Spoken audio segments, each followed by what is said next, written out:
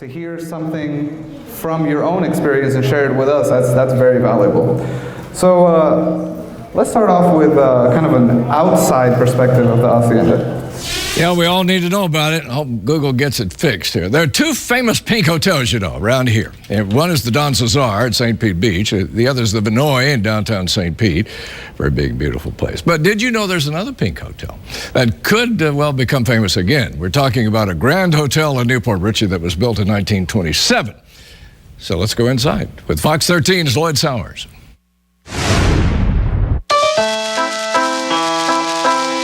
In a day when Gloria Swanson was the world's most famous movie star, the pink hotel called Hacienda was her personal paradise. So this was Gloria Swanson's room. With a tiny hidden staircase leading up to her private tower overlooking the town. So that's Sims Park over there. The Hacienda Hotel in Newport Richey might have replaced Hollywood, but times turned, like the curves of the decorations. And the tale of the Hacienda would turn right through Kay Waddell's life. Of course, as a young person, it was kind of an exciting adventure. Legend has it that her grandfather, who once owned the hotel, won it in a poker game. Here she is with other little girls visiting the Hacienda 65 years ago, around the same time her family evacuated to the Hacienda in a hurricane. And around outside, everything was blowing and booming, and we didn't really know, but we stayed here. This is where we stayed. Little did I know, as I grew up, I would be going to proms here. Now, is this the room we're standing in right now? This is exactly the room. The social center for much of a century, if old walls could talk. Legend has it that during Prohibition, there was a tunnel that ran from the nearby Cody River used to smuggle booze into the Hacienda. Some also say there was a bordello here. Let's just say the girls have checked out long ago. If you can really never leave, the town may be rediscovering the Hotel Hacienda, later used as a mental health facility and a nursing home. Now owned by the city, if it's not haunted, it's at least mysterious. You got the gold color and it goes all the way up. Details hidden behind 50-year-old renovations. And nobody remembers this. Nobody remembers those colors up there. It's not a mystery. Some want to know. It's part of the heritage of the community, but it can also be a launching place for a new future. John Hagan of Pasco Economic Development is helping raise money to pay engineers and architects to assess the project for a possible restoration. Yeah, there's a lot of aesthetics that need to be cleaned up, but the building actually looks a lot better than you might think, you know, when you walk in. Some already see beyond the boards and look forward as they look back. It represents a lot to all of us that grew up here. Just as Gloria Swanson might remember, Pink Paradise at the Hacienda. Lloyd Sowers, Fox 13 News. So there are actually two things in that news package that are not true. Can anybody guess what they are? Huh? Okay, the tunnel is one. Now, of course, I have to say, we certainly want that to be true because that sounds awesome. Yeah. But we have not found, as a historical society, we must tell you that we have not found any proof of that whatsoever. Now, what's the second one? What? Booze? Booze. No. Close. Well, there definitely was booze. I just don't know about a tunnel, huh? The brothel. The brothel. We have not found any proof of that. Okay, so I guess there's three. Okay, one more. Okay, that's fine. We'll check back. Did I hear Gloria Swanson? Yes. So, little known fact. Gloria Swanson actually never came here. So, I know. I shouldn't have started on a disappointment, I'm sorry. But every time that she was going to come here, the newspapers would publish it and say, Gloria Swanson expected in town, you know, December 3rd, whatever. But she never was actually able to make it here. But, you know, it's understandable that her name was thrown around, especially as we get into the history of the hotel. You'll see just kind of the people that were involved with it. So let's get right into it. So this is one of the earliest pictures of Newport Richey that we have, at least that you can recognize Orange Lake out here.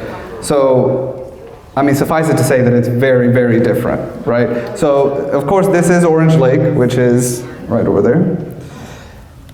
It's a very, very different place. At the time, this area was known as Enchantment Park. And it was, of course, a park and kind of the central place of the city.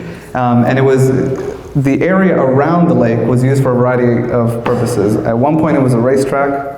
At one point it was a golf course. Here's a picture of it, the municipal golf course. So it's a very, very different time than today. Who knows the, and again, I know that I'm you know, this is almost like a test for me because I'm speaking to people that know probably a lot more. No, just kidding. Well, I should be just kidding. I should know too. What is the difference between Port Richey and New Port Richey? Anybody? Okay, good. So, Port Richey was the original settlement, right? So it's kind of like when, and my friends tell me that my analogies are kind of silly sometimes, but you know, I have the microphone, so here you go. It's kind of like, you know, when you find land and you put your flagpole there and you say, this is my land. Well, that's kind of how Port Richey came to be, right? But the town of New Port Richey, which in this map is still not identified as New Port Richey.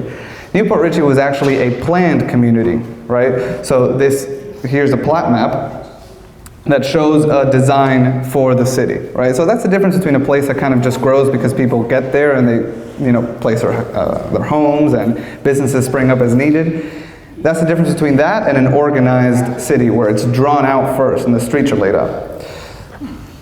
So in this very early map, and we have a portion of it here, you can see, and even in the back, are you able to see it just fine? Okay, good.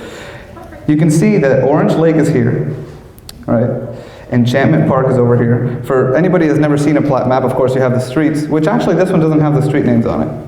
But each little number here was a saleable lot, or sellable lot, right? So that's what somebody's home would be. You can tell that there was a spot for a hotel here, but that doesn't necessarily line up with how things are now. Down here you can see the track of the railway line that came through here, used to come through here.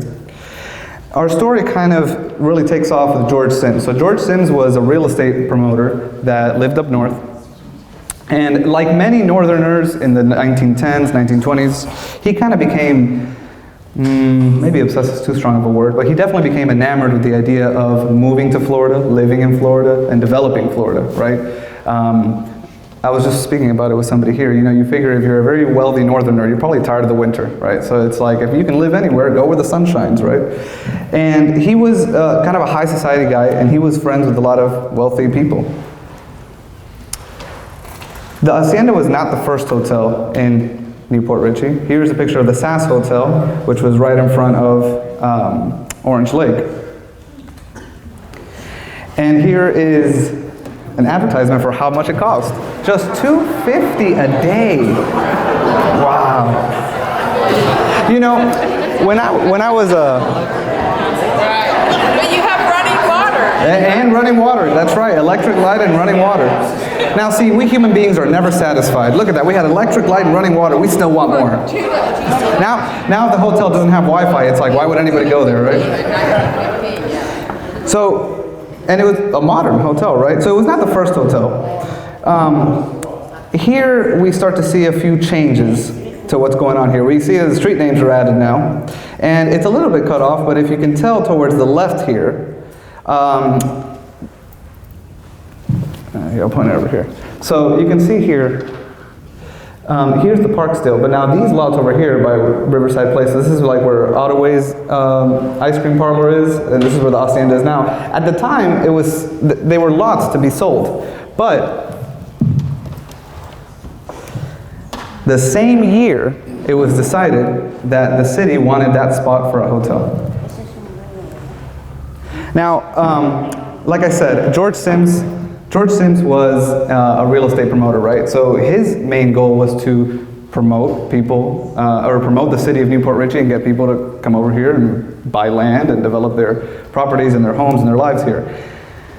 one of the ways that they tried to get people here was by saying, we will give you, and this is a scan of an old advertisement for Newport Richey that was aimed mostly to Northerners.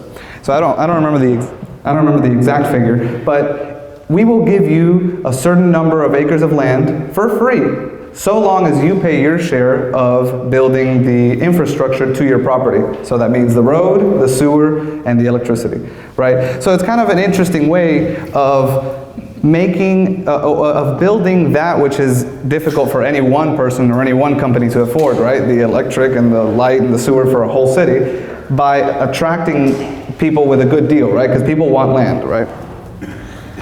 This was the picture of the first Chasco Fiesta. Yeah. See, it's been a party for 100 years. They're not lying on those brochures, huh? 100 years of giving, 100 years of partying. And the Chasco Fiesta was held in order to raise funds for the local library. And if I go back for a second here, that lady on the right, on horseback, that's George Sims's wife, Marjorie, and she was the first Chasco queen in 1922. Mm-hmm.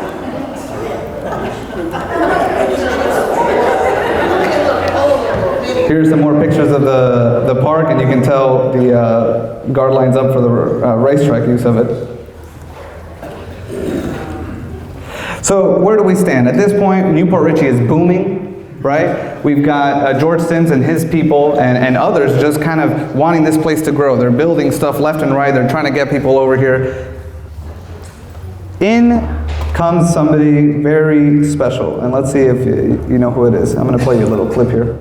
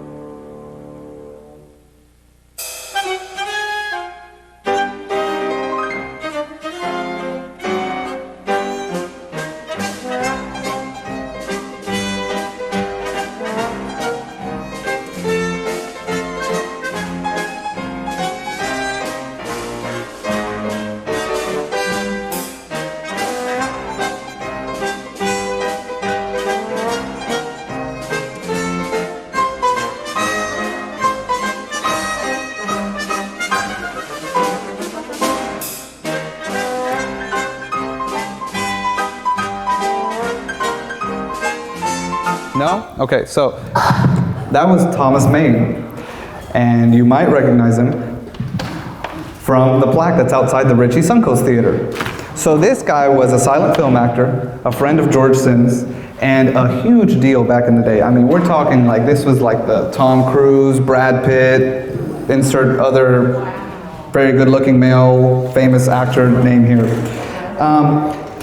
Just like George Sims and others, he kind of becomes enamored with Newport Richey, and he ends up kind of becoming the biggest promoter of the city, right? Because so of course George Sims is a real estate promoter, so that was his business. Thomas Maine was an actor, but he really just loved this place, right? He built a home, only part of it is somewhat still in shape, but anyway, his home is not far from here. This is a picture of it from before, in the olden days.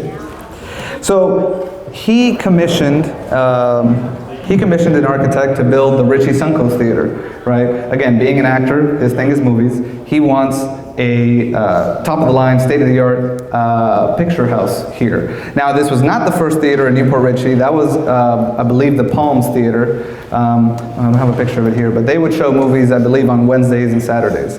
But this was definitely a much bigger, much more substantial theater. And it opened in 1926, and the first picture that was shown was his new picture at the time, the New Klondike. He actually didn't make it to the opening night, but he sent a telegram saying, like a celebratory telegram. He wintered here, so he didn't live here full time. Now, again, you saw earlier that the city was keen on having a hotel in that block just south of Enchantment Park. At some point, George Sims deeded those lots that were just under what we saw earlier to Thomas Mahan, right? But Thomas Mahan knew that the city wanted a hotel, and he kind of returned those lots to the city. By this point, also Enchantment Park is renamed to Sims Park in honor of George Sims. And actually, one interesting story is that George Sims, of course, that was at some point he also took ownership of Enchantment Park, but when he deeded it to the city, his condition was that the land, the park, remain in perpetuity for public use, and that was the first ordinance passed when Newport Richey became a city. And interestingly enough, when that was announced at one of the first city council meetings, there was I don't remember if he was a council person or some sort of, one of the people in the government at the time.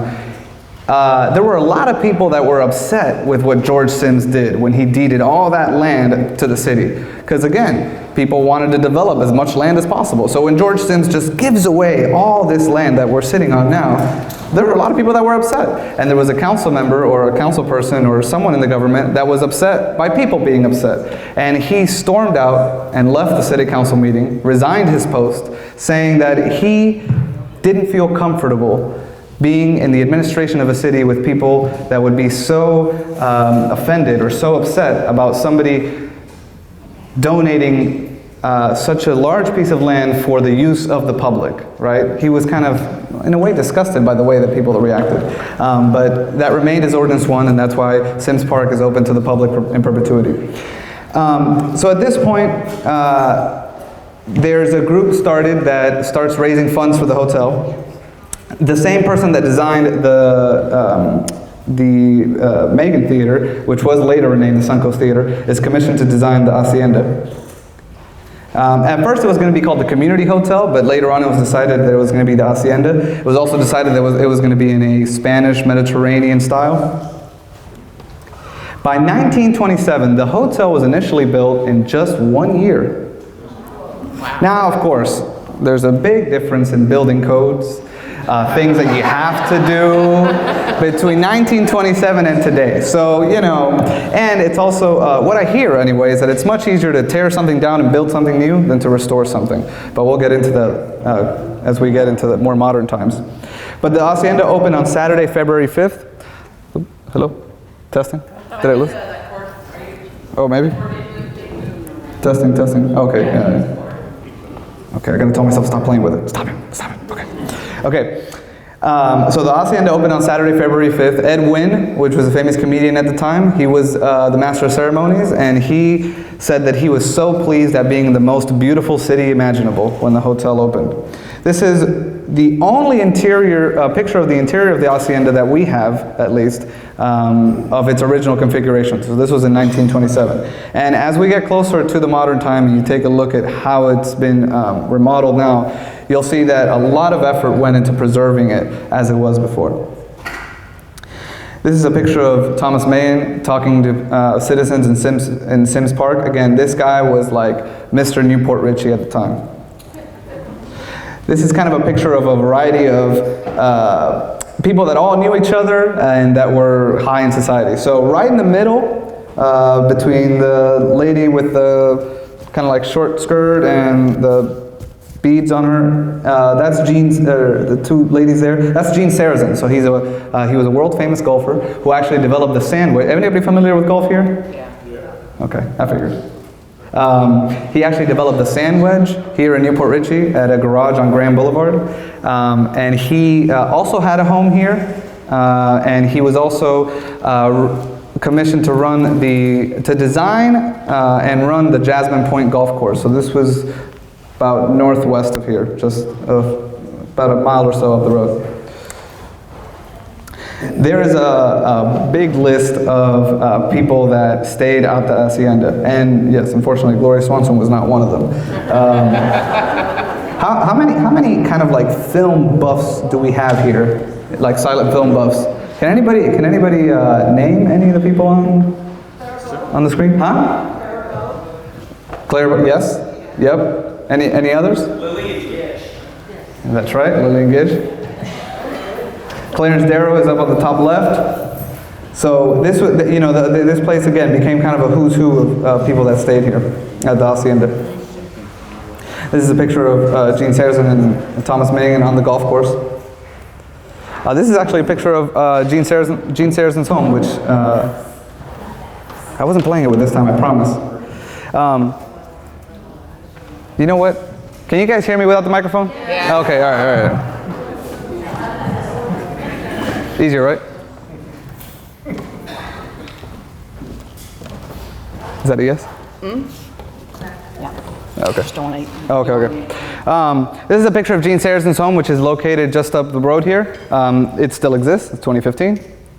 I'm going to flip through some of these pictures a little bit fast, but if you want me to stop on any of them to take a closer look, you let me know.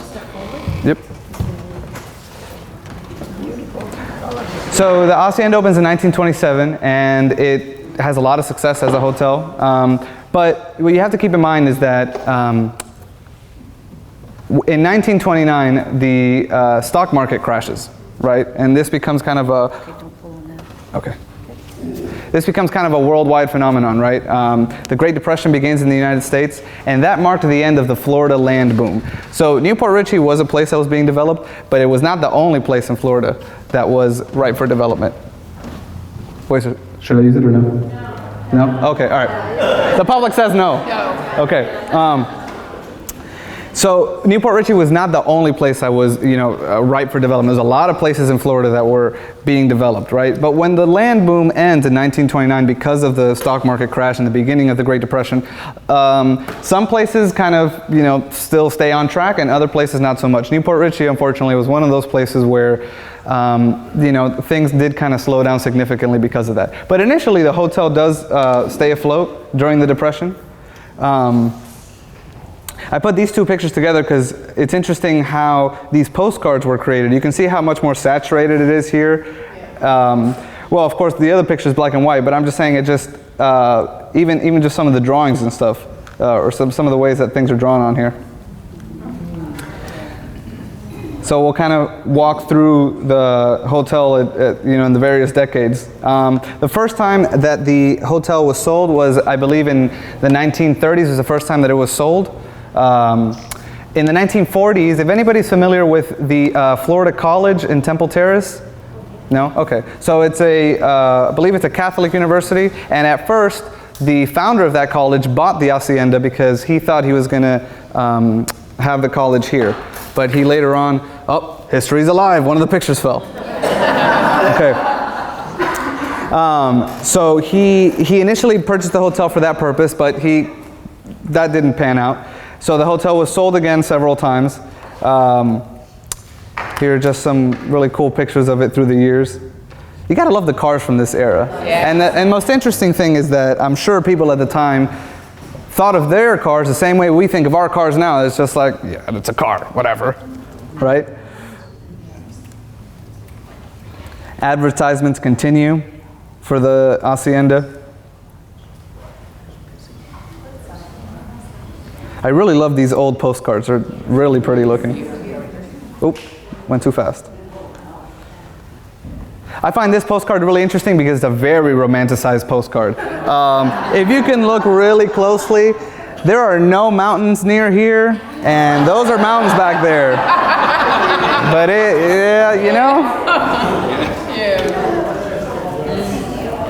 Yeah, that should be the golf instead of mountains. Yeah, exactly.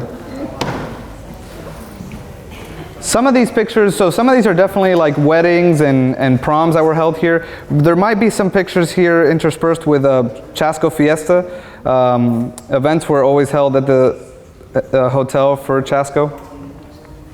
In 1959, Robert Semple and his wife bought the hotel, and they staged a grand reopening. And we have a bunch of pictures from that time. Look at all these people having a grand old time.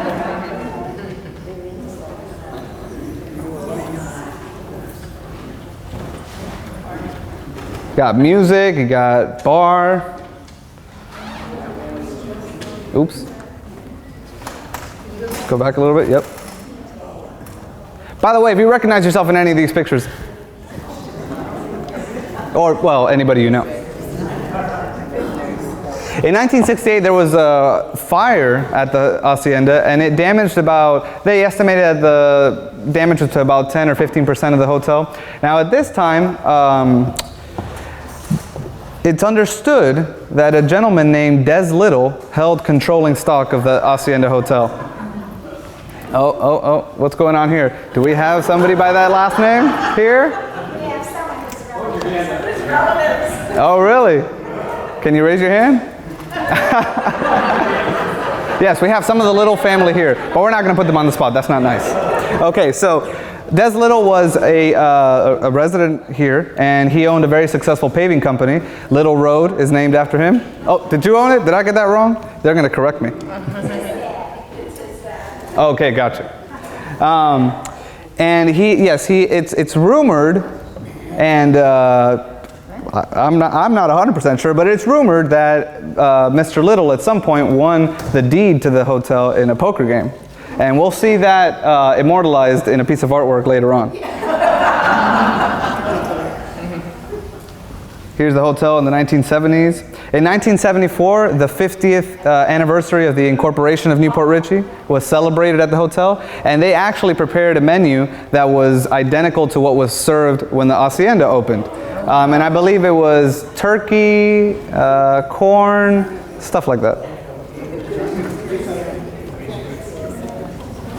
Here's a picture of Chasco Fiesta in 1976, and it's you probably can't see it here.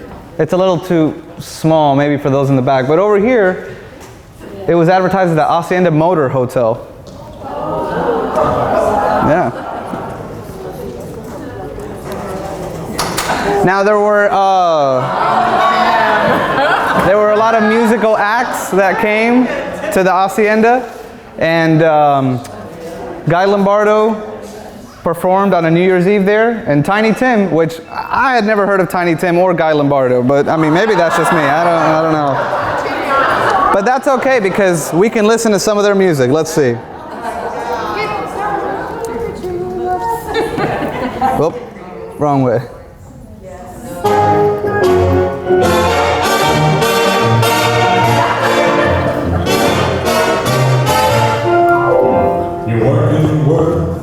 Does anybody know this song? No? Okay, good. Well, I didn't know it either, so.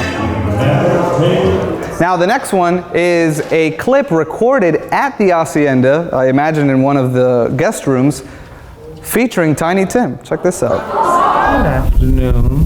This is Tiny Tim on October 3rd, 1976, in Mr. Harvman's room.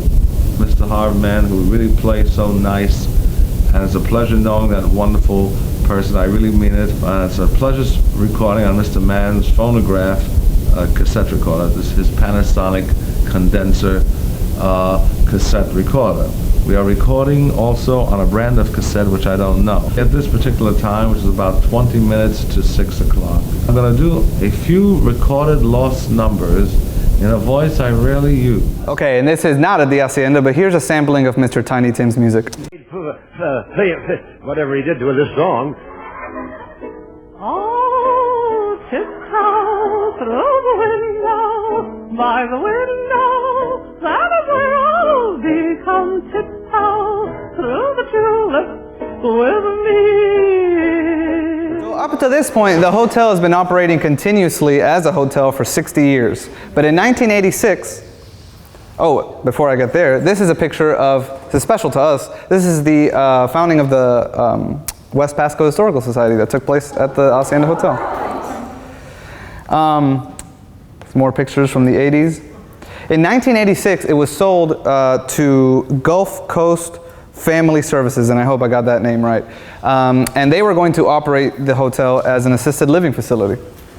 And they did so for about 10 years. They called it the Hacienda Home for Special Services. Out of curiosity, did anybody in the crowd work at the Hacienda during that time? And the reason I ask is because our Facebook page is very popular. If you guys don't follow it, make sure you do. And when I posted, I believe it was either this flyer or a picture of the Hacienda in the 90s, I had a few comments from people saying that they worked there during that time, and it'd be definitely very interesting to hear what that was like. I feel like that's where most of the "it's haunted" stuff comes from.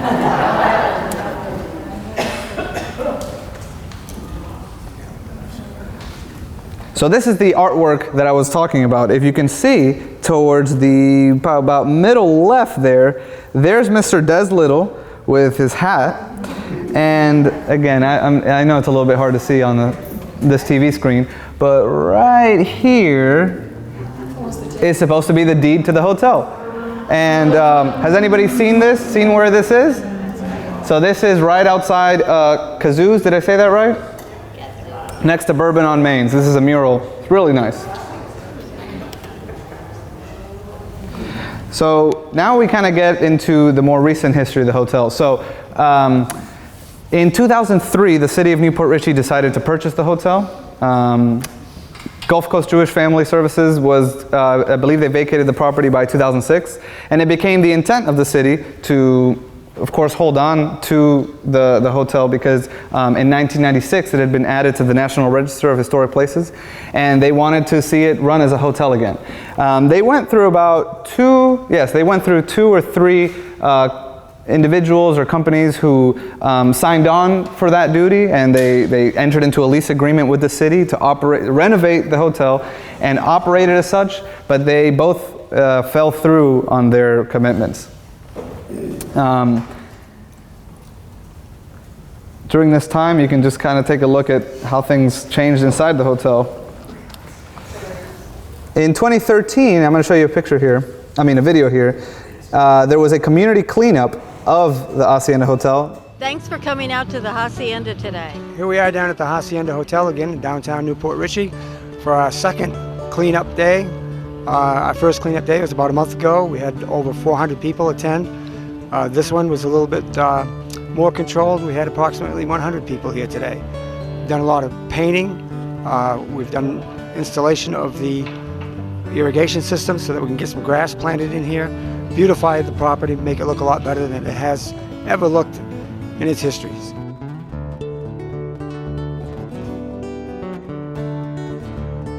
Again with this beautiful day. We're excited that folks that came today, you know, the second step of our Hacienda Hotel renovations, and we're just really thrilled that when we put the call out to people, they came.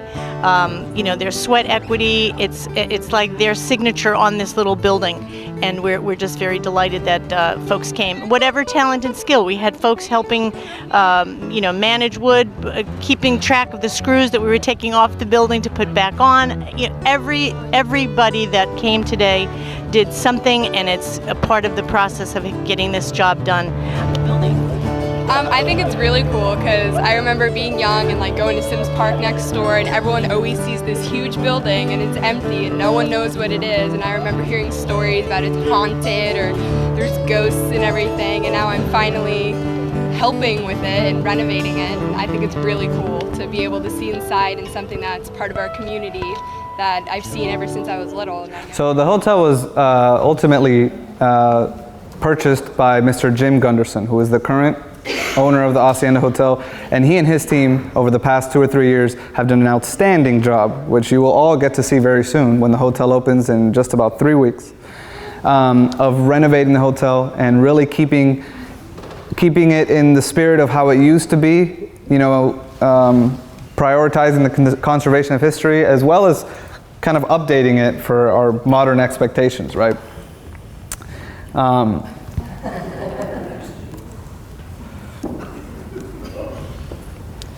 want to skip ahead to some of the pictures of the interior, so I'm going to of the interior as it is now, so I'm going to kind of jump real fast through some of these. Oops.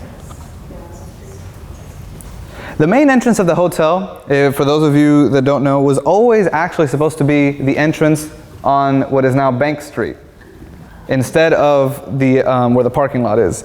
And in 2016 was when it was finally restored, because that entrance had been shut off for years. Even though when it was, like I said, when the hotel was originally built, that was the main entrance. But you can see some of the work happening here.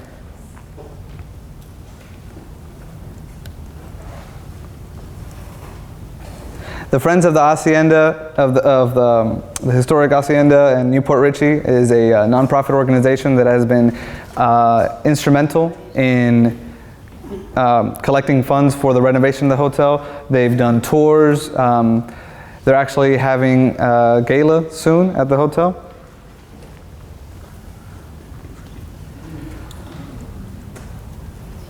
There's Mr. Jim Gunderson. There's Bob. Hey, we saw him just a minute ago.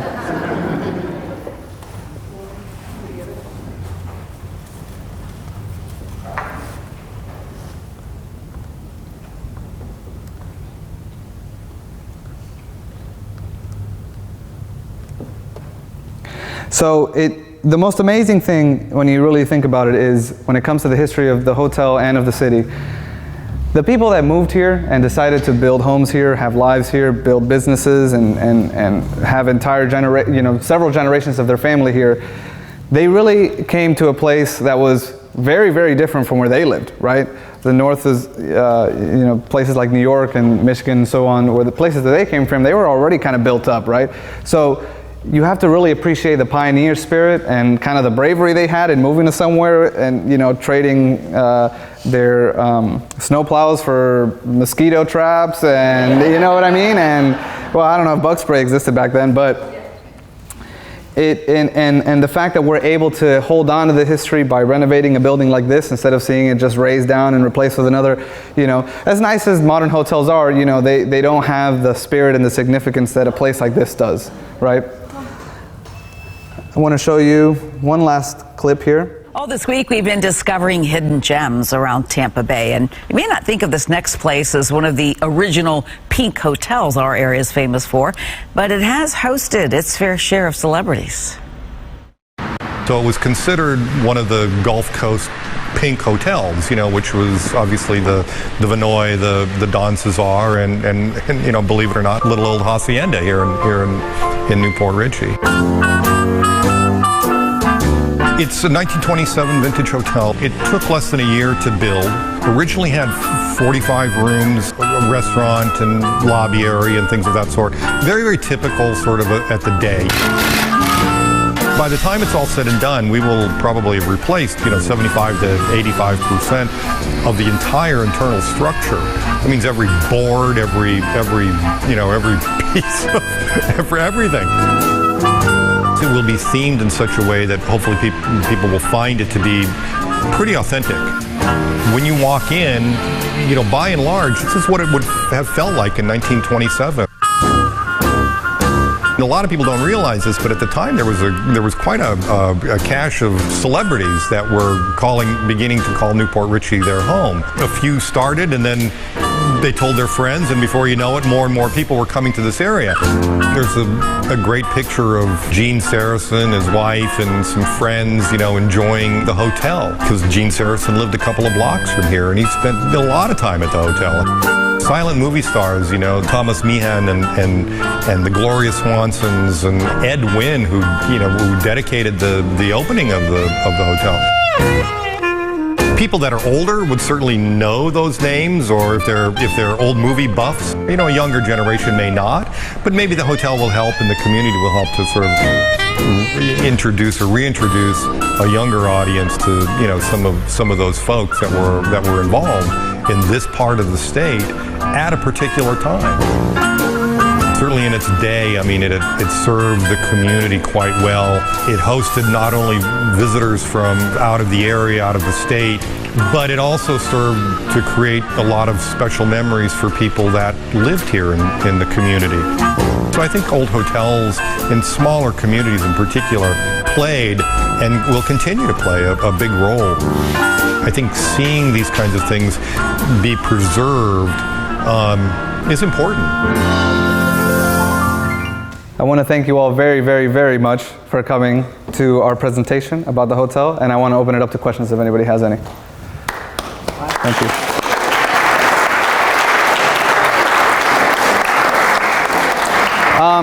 We were going to have Miss Dylan Gomez, who is the kind of like the Miss Hacienda, here tonight. She wasn't able to make it, unfortunately. But the hotel is scheduled to open September 15. I don't know exactly what the availability of rooms are at this point. They opened it up to reservations, I want to say about 3 weeks ago. So I'm not sure how booked they are. I imagine probably significantly. But you can check it out on their website, haciendahotelnpr.com. We booked one for the Oh, you did? There you go, see? Okay, cool. Is anybody else staying at the hotel? Now there is, you are? Okay, awesome. So there's going to be a restaurant as well. That's going to be open to the public. It's called Sasha's. And yeah, it's going to be a grand old time. So, yes. Yeah, there you go. Yep. Thank you very much. Yep. You said it faster than I did. Yeah. It's 54. Yeah. And when it opened, I believe it was 60. So the rooms some rooms are a little bigger now, which is good. I feel like everything before was smaller. I think people were just smaller back then. I don't know. I live in, huh? Yes. It looked like there was a train, like a station. Yeah. Railway, was the Hacienda like associated with the train at all? No. There was a railway station over by, closer to where the theater is, and that line ran from Tarpon Springs. So, yeah, so no connection, but that was definitely one of the ways that people, roads weren't as improved back then, so the dominant mode of long distance travel was railways. So that was kind of important. Any other questions from anybody? Yes. I'm in the park every day walking, and they are putting up an awning. Curiosity is killing me. Do we know what color the awning is going to be? My walking partners and I have kind of like an ongoing discussion. I have no idea. Is it turquoise? Maybe. That sounds good to me. Yeah. What might ask? Okay. Gotcha. It looks like it's been yellow and pink. Did I spot green too? What are the other colors it's been? I mean, obviously that's... Well, yeah, I honestly, especially with some of these illustrations, as we saw on that postcard, there's a lot of liberties that are taken with illustrations, but I definitely don't have any records of it, and of course it doesn't help that some of the old pictures are black and white, right? I don't have any records of it receiving a major repainting, so it was pink from the beginning, right? And of course that pink faded to white, and so whenever they repainted it, they put it back to pink. But it's possible that they might have left it white for some years, and then that kind of tarnished and faded to yellow at some points. But based on our research, there hasn't been like a major change of the hotel to, oh, okay, we're going to make the whole thing green or a different color. Any other questions? Yes, it's going to be called Sasha's, and that's going to be open to the public. So even if you're not staying in a guest room, you can have a drink, have a meal at the hotel. All right. Well, thank you all very much. Please have some more food on your way out, some more wine, and and last thing I want to say is that we are going. Our plan is to have an event. Maybe not on the Hacienda, maybe on different topics. We want to have a historical event every month, and we're also going to start doing walking tours of Newport Richey, downtown walking tours. So make sure to follow us on Facebook. You can just look up West Pasco Historical Society. Thank you very much. Yeah.